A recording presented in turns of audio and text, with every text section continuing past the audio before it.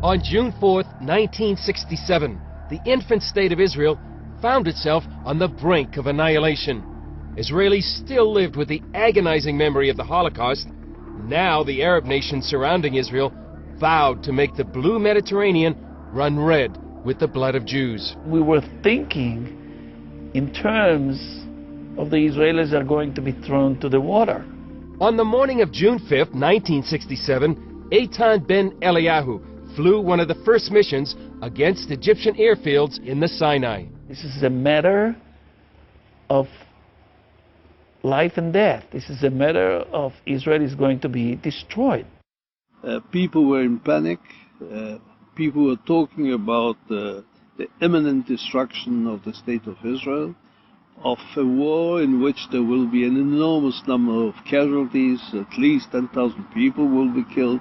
Rabbis in Jerusalem anticipated so many deaths, they actually designated all of the public parks in Jerusalem as cemeteries.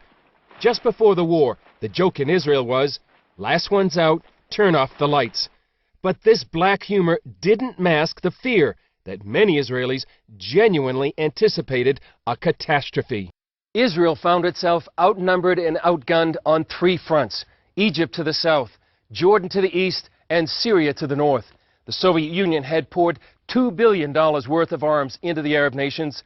Israel's enemies brought twice as many soldiers, 3 times as many tanks, and 4 times as many airplanes to the battlefield. But just before the war, Egypt, Israel's main enemy, suffered a series of major mistakes and mishaps. There was this miscommunication between the president, Nasser, and his top generals, and everything didn't work according to what they thought. And when the war broke, you could see and hear, which we did. We heard them. You could see and hear that the Egyptian High Command was not in control. Egypt's High Command also dismissed warnings by mid-level Egyptian intelligence officers of an imminent Israeli air attack. The night before the war, Egypt's commander-in-chief, Abed Amir, gathered his high command for a party at an airbase far away from the front lines. They were caught by surprise, totally. I mean, some of them were trying to take to the air in order to join their units. They couldn't do it. 2 weeks before the war, Egypt replaced nearly all of its commanders in Sinai with officers unfamiliar with the terrain. On the morning of June 5th, Jordanian radar detected the Israeli Air Force taking off. They sent a red alert to Cairo, but the decoding officer used the wrong day's code and failed to decipher the vital information. The warning never came.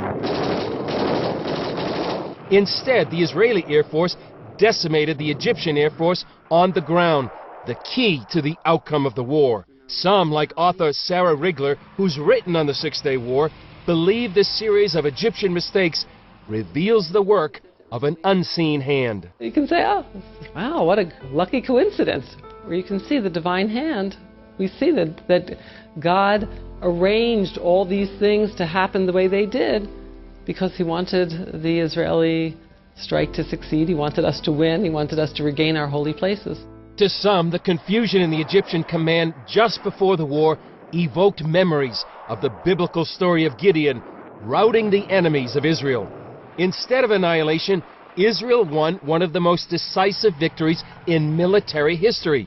Many Orthodox Jews and Christians believe the Jewish nation had witnessed a miracle. For evangelical Christians, the Six-Day War was a huge moment of seeing God's hand intervene on behalf of the Jewish people. I mean, that really was, I think, so extraordinary, is that you had this moment where Arab leaders, Islamic leaders, were saying we're going to throw Jews into the sea, and it looked like another Holocaust was imminent, and suddenly, in 6 days, the Jewish people defended themselves, destroyed their enemies, tripled their land, recaptured control of Jerusalem for the first time in 2,000 years, and on the 7th day they rested. That just sounded way too biblical for evangelicals all over the planet, and they rejoiced with the Jewish people. In the immediate aftermath of the war, everyone, religious and secular alike, recognized that this was from God because it was just so implausible. I mean, here everybody was expecting a tremendous defeat.